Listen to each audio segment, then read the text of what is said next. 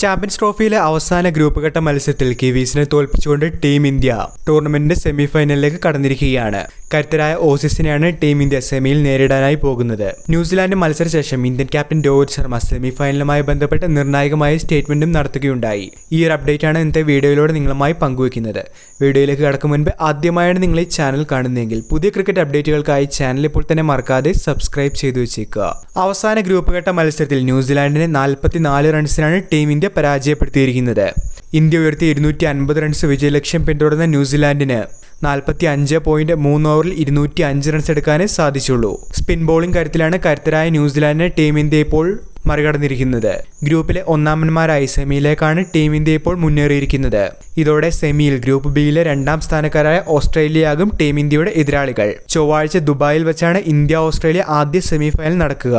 ആദ്യ ഗ്രൂപ്പിലെ 2ാം സ്ഥാനക്കാരായ New Zealand finish ചെയ്തതോടുകൂടി 2ാം സെമിഫൈനലിൽ ദക്ഷിണാഫ്രിക്കയുടെ എതിരാളികൾ ന്യൂസിലാൻഡ് ആയിരിക്കുമെന്നുള്ള കാര്യവും ഇപ്പോൾ വ്യക്തമായിരിക്കുകയാണ്. ശ്രേയസ് അയ്യരുടെയും ഹർദിക് പാണ്ഡ്യയുടെയും അക്സർ പട്ടേലിന്റെയും ബാറ്റിംഗ് മികവിലാണ് ടീം ഇന്ത്യ 249 റൺസ് ഇന്ന് നേടിയത്.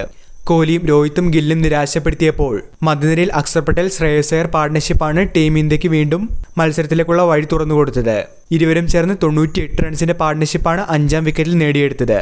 മറുപടി ബാറ്റിംഗിൽ ചെറിയ വിജയലക്ഷ്യത്തിലേക്ക് ബാറ്റ് വീശിയ ന്യൂസിലാൻഡിന് വേണ്ടി കെയ്ൻ വില്യംസൺ മാത്രമാണ് അല്പമെങ്കിലും പൊരുതുന്ന ബാറ്റിംഗ് പ്രകടനം കാഴ്ചവെച്ചത്.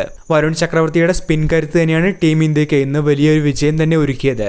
5 വിക്കറ്റ് നേട്ടവുമായി വരുൺ ചക്രവർത്തി കളം നിറഞ്ഞപ്പോൾ അക്സർ പട്ടേലും ജഡേജയും കുൽദീപ് യാദവുമെല്ലാം ഏൽപ്പിച്ച കർത്തവ്യം ഭംഗിയായി തന്നെയാണ് നിർവഹിച്ചത്. ജയത്തിന്റെ സന്തോഷം പങ്കുവച്ചുകൊണ്ട് തന്നെയാണ് captain Rohit Sharma post match പ്രസന്റേഷനിൽ സംസാരിച്ചത്. ഗ്രൂപ്പ് ഘട്ടം ഭംഗിയായി തന്നെ അവസാനിപ്പിക്കാനായിരുന്നു തങ്ങൾ ശ്രമിച്ചത്. ടോപ്പ് പൊസിഷനിൽ തന്നെ സെമിയിലേക്ക് എത്താനായി സാധിച്ചതിൽ സന്തോഷമുണ്ട്. തങ്ങളെ സംബന്ധിച്ച് ന്യൂസിലാൻഡ് വലിയൊരു എതിരാളികൾ തന്നെയായിരുന്നു. ആദ്യ ഇന്നിംഗ്സിൽ തുടക്കത്തിൽ 3 വിക്കറ്റുകൾ നഷ്ടമായതിനു ശേഷം പവർ പ്ലേയിൽ മികച്ച ഒരു പാർട്ണർഷിപ്പ് തങ്ങളെ സംബന്ധിച്ച് അനിവാര്യമായിരുന്നു. അക്സർ പട്ടേലും ശ്രേയസ് അയ്യരും മികച്ച തിരിച്ചുവരവ് തന്നെയാണ് ഇന്ന് ആദ്യ ഇന്നിംഗ്സിൽ നൽകിയത്. ഇന്നിംഗ്സിന്റെ അവസാനം ഹർദിക് പാണ്ഡ്യ മികച്ച പ്രകടനം കാഴ്ചവെച്ചിരുന്നു. ടോട്ടൽ ടീം വർക്ക് തന്നെയാണ് ഇവിടെ വിജയം നേടിത്തന്നതെന്നാണ് രോഹിത് പറഞ്ഞത്. തങ്ങളുടെ ബോളിംഗ് അറ്റാക്കിന്റെ ക്വാളിറ്റി എന്താണെന്ന് ഒരിക്കൽ കൂടി ഇന്ന് കാഴ്ചവെക്കാൻ സാധിച്ചു. വരുൺ ചക്രവർത്തിയുടെ മികച്ച പ്രകടനം തങ്ങൾക്ക് സംശയമുണ്ടായിരുന്ന കാര്യമേ അല്ല. ഏത് ഫോർമാറ്റിലാണെങ്കിലും അദ്ദേഹത്തിന്റെ സ്പെഷ്യൽ ടാലന്റിന് കയ്യടി അറിയിക്കുന്നത് തന്നെയാണ്. സെമിക്ക് മുന്നോടിയായി വരുണിന്റെ പ്രകടനം തീർച്ചയായിട്ടും ടീമിന് ആത്മവിശ്വാസം നൽകുന്നതാണ്. ഓരോ മത്സരം കഴിയുന്തോറും മിസ്റ്റേക്കിൽ നിന്നും കൂടുതൽ കാര്യങ്ങൾ ഓരോ താരങ്ങളും പഠിച്ചെടുക്കുന്നുണ്ട് എന്നുള്ള സ്റ്റേറ്റ്മെന്റും രോഹിത് ഇന്ന് നടത്തിയിട്ടുണ്ട്. സെമിയിലേക്ക് എത്തിയതിൽ സന്തോഷമുണ്ട് എന്നും ഓസ്ട്രേലിയ പോലുള്ള ഒരു ടീമിനെതിരെ മികച്ച രീതിയിൽ തന്നെ ഇറങ്ങാനായാണ് തങ്ങൾ ശ്രമിക്കുന്നത് എന്നുമാണ് രോഹിത് പറഞ്ഞത്. ICC ടൂർണമെന്റുകളിൽ മികച്ച റെക്കോർഡുള്ള ടീമാണ് ഓസീസ്. എന്നിരുന്നാലും ഓരോ ദിനവും ഓരോ ഗെയിം പ്ലാൻ അനുസരിച്ച് മുൻപോട്ട് പോകാനായാണ് ശ്രമിക്കുന്നത്.